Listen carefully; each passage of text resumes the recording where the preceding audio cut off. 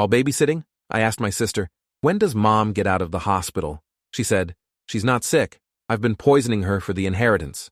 The remote control slipped from my fingers and clattered onto the hardwood floor. My nephew Danny barely glanced up from his coloring book, but every muscle in my body had gone rigid. Veronica stood in the kitchen doorway, still wearing her scrubs from another 12-hour shift at the medical center, her auburn hair pulled back in that messy bun she always wore when exhausted. She was stirring something in a small glass, the liquid pale yellow and slightly cloudy. Her expression remained completely neutral, as if she'd just mentioned the weather or asked about dinner plans. I tried to form words, but nothing came out. The living room suddenly felt too small, the walls pressing inward, while afternoon sunlight streamed through the windows, illuminating dust particles that danced in the air like tiny witnesses to this impossible confession. Danny hummed quietly while coloring a dinosaur purple, completely oblivious to the fact that his mother had just admitted to attempted murder.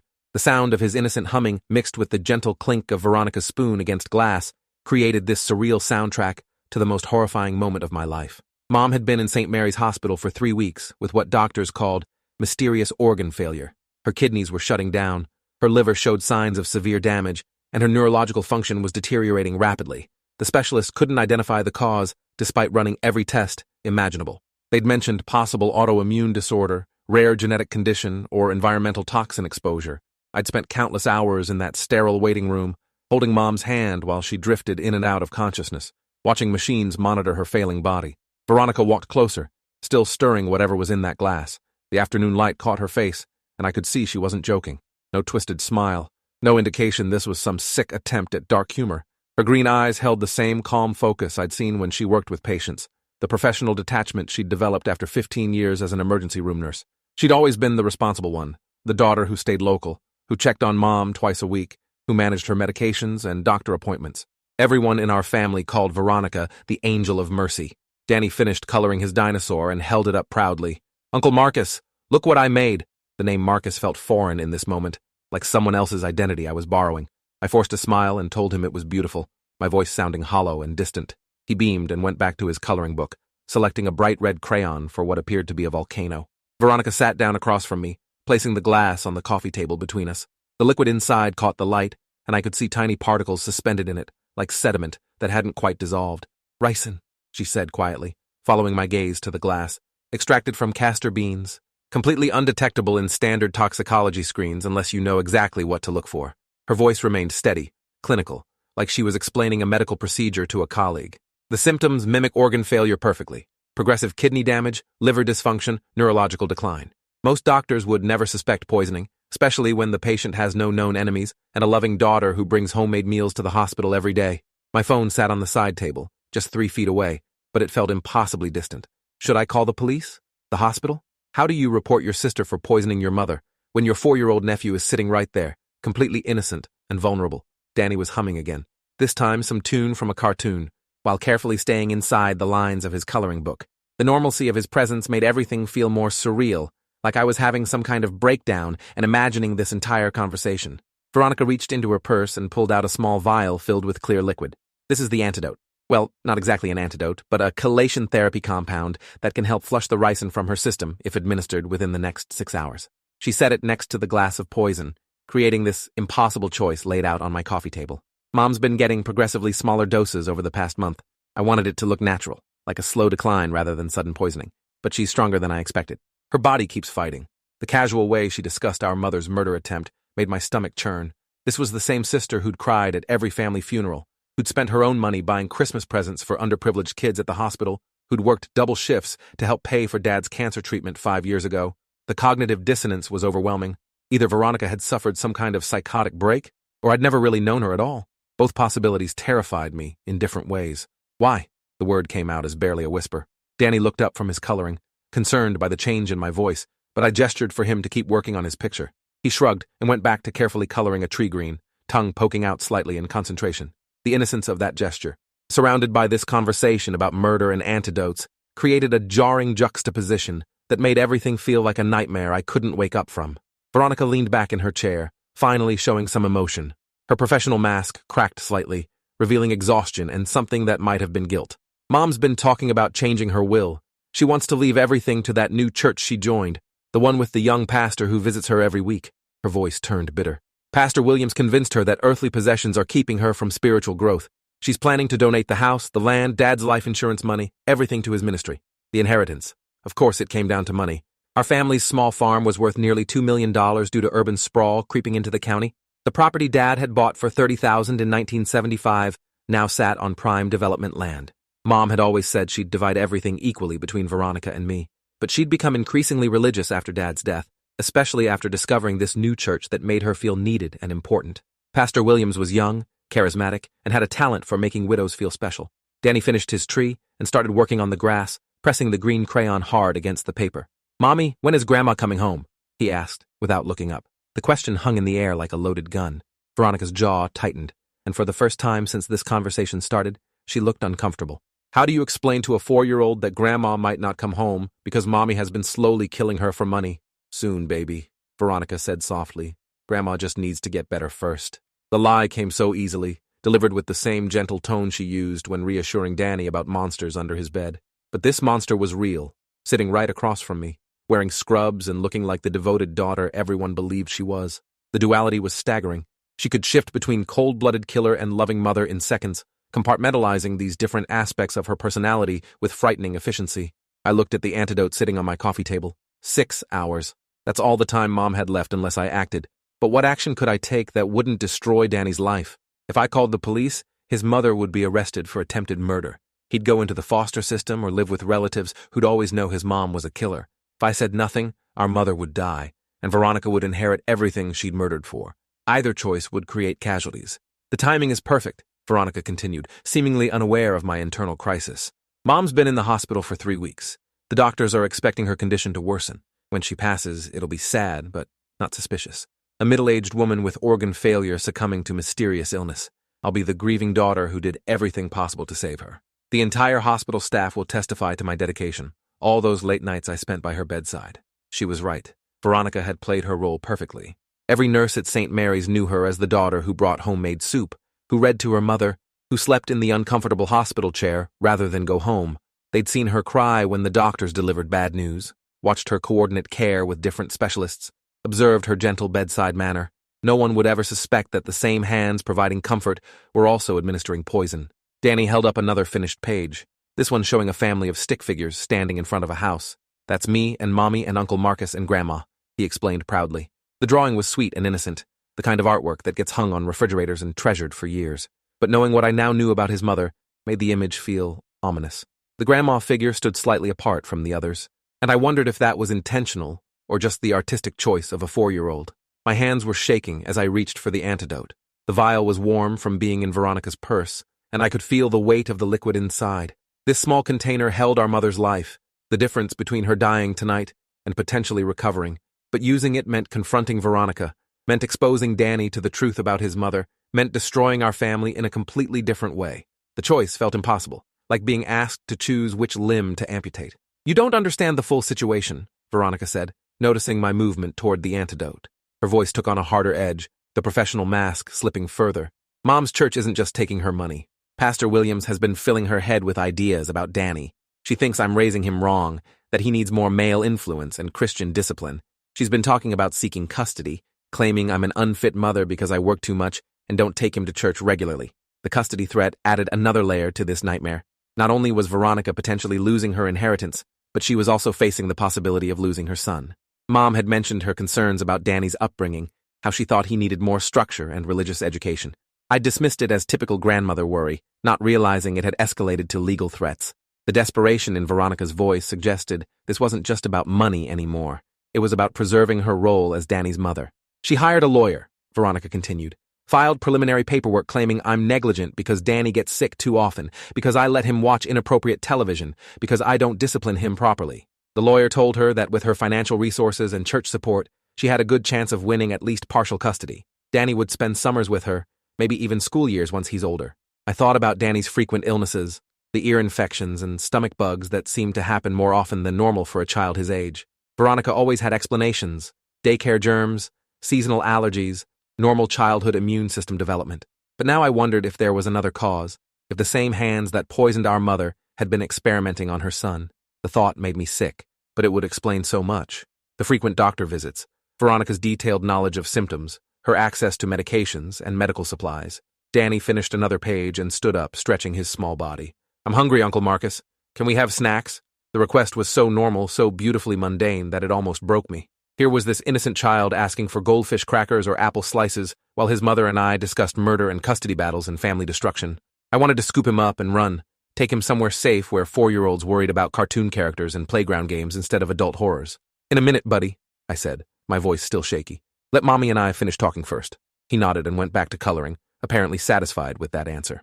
Children have this amazing ability to accept adult conversations they don't understand, trusting that the grown-ups will handle whatever complicated things need handling. That trust felt like a crushing responsibility in this moment. Whatever I decided would shape the rest of Danny's life. Veronica stood up and walked to the window, looking out at my small backyard. "I didn't want it to come to this," she said quietly. I tried reasoning with her, explaining that her church was taking advantage of her grief, that Pastor Williams was manipulating her emotions to access her money, but she wouldn't listen. She said God was calling her to serve, that material possessions were distractions from spiritual growth. She actually laughed when I mentioned the inheritance, said money was the root of all evil. The irony was staggering. Our mother, trying to divest herself of material wealth, was being murdered by her daughter to preserve that same wealth. The very money Mom saw as spiritually corrupting had corrupted Veronica completely, turning her into something monstrous. Yet from Veronica's perspective, she was protecting her son's future, ensuring he'd have resources for college, medical care, opportunities that poverty might deny him. Her motivations were twisted, but not entirely selfish. "What about the Hippocratic Oath?" I asked. "First, do no harm? You're a nurse, Veronica. You've spent 15 years healing people, saving lives. How does that person reconcile with this?" I gestured at the poison and antidote still sitting on my coffee table. The question seemed to hit her hard because she turned away from the window, and for the first time since this conversation started, she looked genuinely troubled. "The oath is about doing no harm to patients," she said after a long pause. "Mom isn't my patient. She's my family, and family dynamics operate by different rules. Sometimes protecting one person requires sacrificing another. I've seen it countless times in the ER. Parents who choose which child gets the liver transplant, spouses who decide whether to continue life support, families who make impossible choices with no good outcomes. Her rationalization was chilling because it wasn't entirely wrong. Medical ethics did become complicated when family relationships were involved. Healthcare workers often had to compartmentalize their professional obligations and personal loyalties. But what Veronica was doing went far beyond ethical complexity. She'd crossed into criminal territory, using her medical knowledge as a weapon rather than a tool for healing. The same expertise that made her an excellent nurse made her a dangerous killer. Danny walked over to me and climbed into my lap, settling against my chest with the comfortable familiarity of countless babysitting sessions. He smelled like crayons and fruit snacks, and his small body was warm and solid against mine. "Uncle Marcus, you seem sad," he said, looking up at me with concerned brown eyes that were exactly like his mother's. "Are you okay?" The question pierced my heart because children are remarkably intuitive about adult emotions, even when they can't understand the causes. "I'm okay, buddy," I lied, smoothing his dark hair. "Just thinking about grown-up stuff." He nodded solemnly, as if grown-up stuff was a well-known category of mysterious but manageable problems. Then he snuggled closer, apparently satisfied that whatever was bothering me wasn't his fault or his responsibility to fix. The trust in that gesture was overwhelming. He believed completely that the adults in his life would protect him, handle the complicated things, make the right choices. Veronica was watching us, and her expression softened seeing Danny in my arms. For a moment, she looked like the sister I remembered, the one who'd taught me to ride a bike, who'd helped with homework, who'd cried at my high school graduation. The transformation was jarring because it reminded me that people aren't entirely good or entirely evil. They're complex, capable of both tremendous love and terrible cruelty, sometimes simultaneously. Veronica genuinely loved her son while planning to murder her mother. "I've made mistakes," she admitted quietly. "The dosing has been inconsistent. Sometimes Danny got sick because I was testing different compounds, trying to find something undetectable that would work gradually. I never meant to hurt him, but children's systems are more sensitive than adults. What causes mild nausea in Mom could cause serious illness in a 4-year-old. I've been more careful lately, but the damage might already be done to his immune system." The confession hit me like a physical blow. She had been experimenting on Danny, using her own son as a test subject for murder weapons. The frequent illnesses, the unexplained fevers, the stomach problems that doctors attributed to normal childhood issues, all of it was caused by his mother systematically poisoning him. The betrayal was so profound I couldn't fully process it. How do you comprehend a parent deliberately harming their child while claiming to protect their future? Danny shifted in my lap, yawning as afternoon fatigue set in. "Can we watch cartoons now?" he asked sleepily. The request was so innocent, so completely normal, that it created cognitive dissonance with everything else happening. Here was a child who'd been unknowingly poisoned by his mother asking to watch television while she held his grandmother's life in her hands. The surreal quality of the situation felt like something from a psychological thriller, not real life. "Sure, buddy," I said, reaching for the remote with my free hand. I turned on a children's channel, and bright animated characters filled the screen, their cheerful voices providing a bizarre soundtrack to our conversation about murder and family destruction. Danny settled more comfortably against my chest, his breathing gradually slowing as the cartoons captured his attention. The normalcy of the moment felt like a thin veneer over an abyss. Veronica sat back down, her eyes fixed on the antidote. "I know what you're thinking," she said, "that I'm a monster, that I've violated every principle of motherhood and medicine. You're not wrong. But I'm also Danny's only protection against a system that would tear him away from everything he knows and put him with a grandmother who sees him as a project to be fixed rather than a child to be loved." She wasn't entirely wrong about Mom's attitude toward Danny. Since becoming involved with Pastor Williams's church, Mom had become increasingly critical of modern parenting methods. She thought children needed more discipline, more religious education, less exposure to secular influences.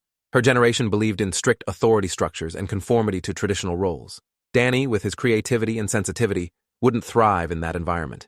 He'd be molded into something he wasn't. "There's another option," I said carefully, still holding Danny as he watched cartoons. "What if I took the antidote to the hospital now, saved Mom's life, but also talked to her about the custody issue, explained your concerns, helped her understand that taking Danny away would hurt him more than help him? Maybe we could find a compromise that doesn't involve anyone dying or going to prison." Veronica shook her head. "You don't know how far this has gone. Pastor Williams has convinced her that I'm spiritually corrupted, that Danny needs to be rescued from my influence. She's not interested in compromise. In her mind, this is a holy mission to save her grandson's soul. There's no reasoning with religious fanaticism, especially when it's reinforced by a charismatic leader who benefits financially from her devotion." The clock on my wall showed 4:30 p.m. If Veronica was right about the 6-hour window, Mom had until 10:30 p.m. before the antidote would be useless.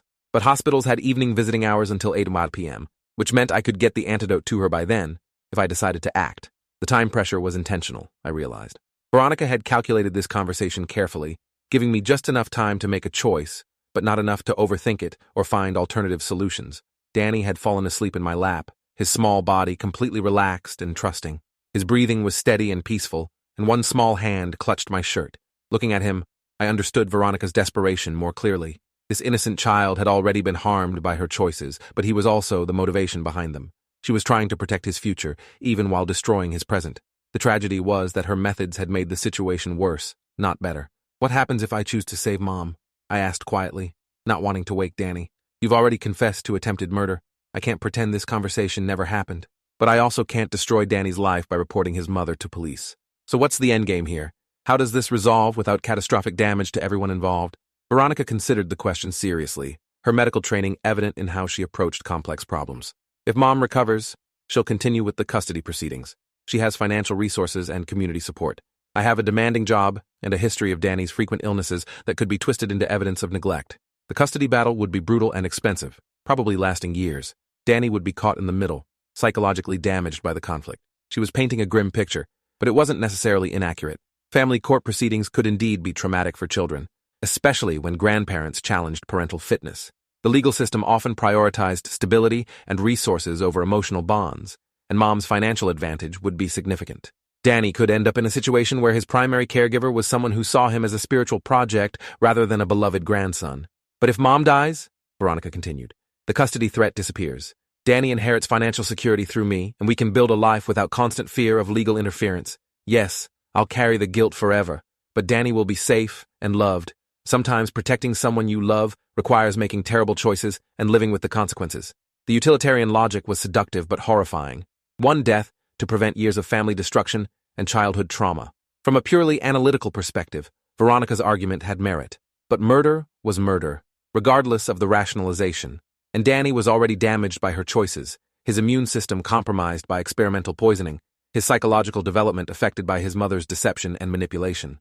Danny stirred in my lap, mumbling something incoherent before settling back into sleep. His face was peaceful, unmarked by the adult horrors surrounding him. Whatever choice I made would shape his entire future. If I saved Mom and Veronica went to prison, he'd grow up knowing his mother was a killer. If I let Mom die and said nothing, he'd grow up believing his grandmother died of natural causes while living off blood money. Neither option offered true innocence. The afternoon light was fading, casting long shadows across my living room. The domestic scene, Child asleep in uncle's arms while mother watched cartoons, masked the life and death drama playing out underneath. Veronica had created this impossible situation where every choice led to tragedy. She'd weaponized family love, using Danny's welfare as both motivation and shield for her crimes. The manipulation was masterful and terrifying. "I need to know something," I said, studying Veronica's face carefully. "If I choose to let Mom die, what guarantee do I have that this stops here?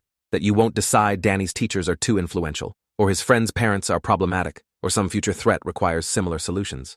How do I know this isn't just the beginning of a pattern where you eliminate obstacles through murder?" The question clearly bothered her because she looked away, focusing on the television screen where animated characters were learning lessons about friendship and cooperation. The irony wasn't lost on me that children's programming promoted values like honesty and kindness while we discussed homicide.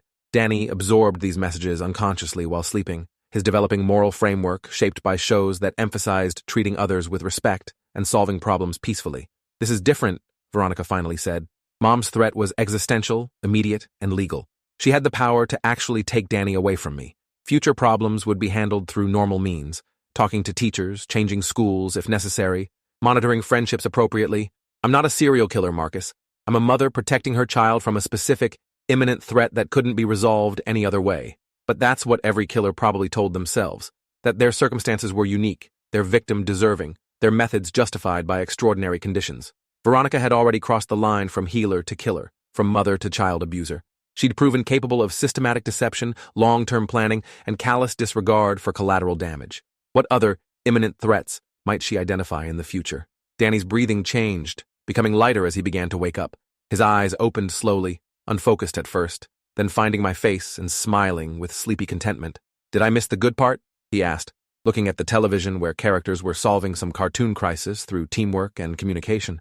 The innocence of his question, the assumption that cartoon conflicts had good parts worth seeing, highlighted how far removed his reality was from the adult world of impossible choices and moral compromise. "The good part is still coming," I told him, and realized I was talking about more than cartoons. Whatever decision I made would determine whether there could be any good parts in Danny's future. Could a child raised by a mother who murdered his grandmother ever truly have a normal, healthy life? Could he grow up without the psychological scars of family secrets and blood money? The questions had no clear answers. Veronica checked her watch, a subtle reminder of the time pressure she'd created. "I know this is overwhelming," she said, her voice gentler now, more like the sister I remembered. "But waiting won't make it easier. Every minute that passes is another minute Mom suffers in that hospital bed, her organs shutting down, her mind becoming more confused. If you're going to save her, you need to decide soon, and if you're not, then you need to make peace with that choice." The manipulation in her words was subtle but clear. By describing Mom's suffering, she was both creating urgency and testing my resolve. If I truly intended to let Mom die, then her current pain was irrelevant, because it would end soon anyway. But if I was leaning towards saving her, then every delay caused unnecessary suffering. Veronica was using empathy as a weapon, forcing me to confront the consequences of indecision. Danny sat up in my lap, stretching his small arms and yawning. "I'm still hungry," he announced, apparently having forgotten his earlier snack request in the comfort of his nap. The statement was so perfectly normal, so beautifully mundane, that it almost broke my heart. Children's needs were simple and immediate: food when hungry, sleep when tired, comfort when scared. The adult world of moral complexity and impossible choices existed in a different universe from his reality of basic needs and innocent trust. "Let's get you something to eat," I said, standing up with Danny still in my arms. He was getting too big to carry easily, but I wasn't ready to let go of the physical comfort of holding him close. His solid warmth against my chest was the only real thing in a conversation that felt increasingly surreal. Whatever happened with Mom and Veronica, Danny would need protection and love and stability. That responsibility felt heavier than his physical weight. I carried him to the kitchen, Veronica following behind us. Danny pointed to the refrigerator, where I kept juice boxes and string cheese specifically for his visits. "Can I have the apple juice?" he asked politely, having been taught to use his manners even when making simple requests. The please and thank you habits were so ingrained that he maintained them even when tired and confused about why the adults were acting strangely. Good parenting had given him that foundation, which made Veronica's other choices even more tragic. As I opened the refrigerator, I noticed Danny's artwork covering the front door, held up by colorful magnets. Pictures of stick figure families, crayon rainbows, handprint turkeys from last Thanksgiving. All the evidence of a loved child, carefully preserved and displayed. Veronica did love her son genuinely, which made her willingness to harm him for his supposed protection even more psychologically complex. People weren't simple monsters or saints. They were capable of simultaneous love and cruelty. Danny sat at my kitchen table, swinging his legs while drinking apple juice through a straw. The scene was domestic and comfortable like thousands of other babysitting moments we'd shared over the years. But the knowledge of what his mother had done, what she was asking me to accept, cast everything in a different light. How many other seemingly normal family moments had occurred while Veronica planned murder? How many times had she hugged Danny goodnight before going to mix another dose of poison? "I need to use the bathroom," Veronica said, heading toward my hallway. The statement seemed casual, but I wondered if she was giving me a moment alone with Danny, time to process the situation without her direct influence. Or maybe she was checking her phone, coordinating some other aspect of her plan that I wasn't aware of. After this conversation, I'd never be able to take her casual statements at face value again. Every action would carry potential hidden meanings. Danny finished his juice box and looked at me expectantly. "Can we play a game now?" he asked. The request was so normal, so beautifully innocent that I almost said yes automatically. But playing games while his grandmother died and his mother planned murder felt obscene, like maintaining polite conversation during an execution. Yet Danny needed normalcy, needed the comfort of familiar routines and uncle who played games and gave hugs and made everything feel safe. "What kind of game?" I asked, sitting down across from him at the table. He launched into an explanation of some elaborate scenario involving dinosaurs and spaceships, his hands gesturing excitedly as he described the rules. His imagination was vivid and complex, spinning detailed narratives from simple toys and basic concepts. That creativity would be either nurtured or crushed depending on the choices I made in the next few hours. The weight of that responsibility felt crushing. Veronica returned from the bathroom, her expression unreadable. She'd freshened her lipstick and smoothed her hair, small vanity gestures that seemed jarring given our conversation about murder and family destruction. But maybe maintaining normal appearances was part of her psychological survival mechanism, a way of compartmentalizing the different aspects of her identity. The competent nurse, the loving mother, and the calculating killer could coexist if she maintained careful boundaries between them. "We should probably head home soon," she said to Danny, who immediately protested that he wasn't ready to leave yet. The exchange was perfectly normal, the eternal negotiation between parent and child about transitions and timing. But knowing what I now knew about Veronica made even these mundane interactions feel sinister. Was she always manipulating Danny? Or did genuine maternal love coexist with her willingness to harm him for his supposed benefit? Danny launched into bargaining mode, asking for 5 more minutes, then 10 more minutes, then just enough time to finish his current coloring page. Veronica negotiated patiently, showing the kind of gentle firmness that child development experts recommended. She was, by most measures, a good mother despite being a poisoner and potential killer. The contradiction was so profound, I struggled to hold both truths simultaneously in my mind. "Actually," I said, surprising myself with the decision, "maybe Danny could have a sleepover tonight. We haven't done that in a while and I don't have work tomorrow." The suggestion was spontaneous, but it felt important to give myself more time to think, to separate Danny from his mother while I processed this impossible situation. If Veronica was planning something beyond Mom's death, if there were other aspects to her plan I didn't understand, then having Danny with me might provide some protection. Danny's face lit up with excitement. "Really? Can I, Mom? Please?" He turned to Veronica with the kind of hopeful expression that was impossible to resist under normal circumstances. But these weren't normal circumstances, and I watched Veronica's face carefully to see how she'd respond. Would she agree and risk me having more time to think? Would she refuse and potentially trigger Danny's suspicion about why this normal request was being denied? "I suppose that would be okay," Veronica said after a moment's hesitation. "But you'll need pajamas and your toothbrush. And Uncle Marcus, you'll need to give him his vitamins before bed. The bottle is in my purse." She reached for her bag, and I wondered what those vitamins actually contained. Given everything she'd admitted, I wasn't willing to trust any medication she provided for her son. The sleepover would give me time to think, but it would also put Danny's immediate health in my hands. Danny cheered and ran to look out the window at my backyard, already making plans for our evening together. "Can we have pizza? And watch movies? And tell ghost stories?" The questions tumbled out in his excitement, and I found myself smiling despite everything.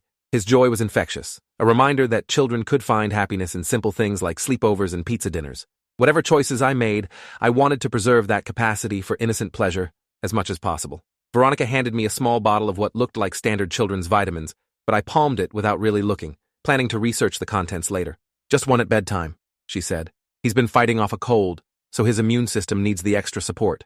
The explanation sounded plausible, but after her confessions, I couldn't trust anything she said about Danny's health or medication needs. The cold could be another result of her experimentation. As Veronica prepared to leave, I walked her to the door while Danny continued planning our sleepover activities. "I'll call you later," she said quietly, her hand on the doorknob. "After you've had time to think about everything we discussed. This doesn't have to be complicated, Marcus. We both want what's best for Danny, and sometimes that requires making difficult choices." The euphemism was chilling, reducing murder to a difficult choice, in service of child welfare. What if I can't live with either choice? I asked. What if saving Mom destroys Danny's childhood and letting her die destroys my soul? Some decisions don't have acceptable outcomes, only different kinds of damage. The question seemed to catch her off guard because she paused with her hand on the door, considering how to respond. For a moment, the professional mask slipped, and I saw genuine uncertainty in her eyes. Then you choose the damage you can live with, she said finally. The damage that serves the greater good, even if it's not perfect. Paralysis isn't protection, Marcus. Sometimes inaction is the worst choice of all. She opened the door, then turned back one more time. I'll be at home tonight, if you need to talk. But remember, the window for the antidote closes at 10:30. After that, the choice is made regardless of what we decide. After she left, I stood in my doorway watching her drive away, while Danny continued making sleepover plans in the background. The ordinariness of the scene, sister leaving after dropping off her son for babysitting, masked the extraordinary crisis underneath. My neighbors probably saw a normal family interaction, not realizing they'd witnessed a confession to attempted murder and conspiracy to commit medical fraud. The gap between appearance and reality felt vast and unbridgeable. Danny ran up and hugged my legs, his small arms wrapping around me with complete trust and affection. This is going to be the best sleepover ever, he declared with 4-year-old certainty that the evening held nothing but wonderful possibilities. His enthusiasm was a gift, a reminder that some things remained pure despite the adult corruption surrounding them. Whatever happened with Mom and Veronica, I would protect that innocence as much as possible. I looked at the vitamin bottle in my hand, then at Danny's trusting face, then at my phone sitting on the counter where I could call the hospital, the police, or social services.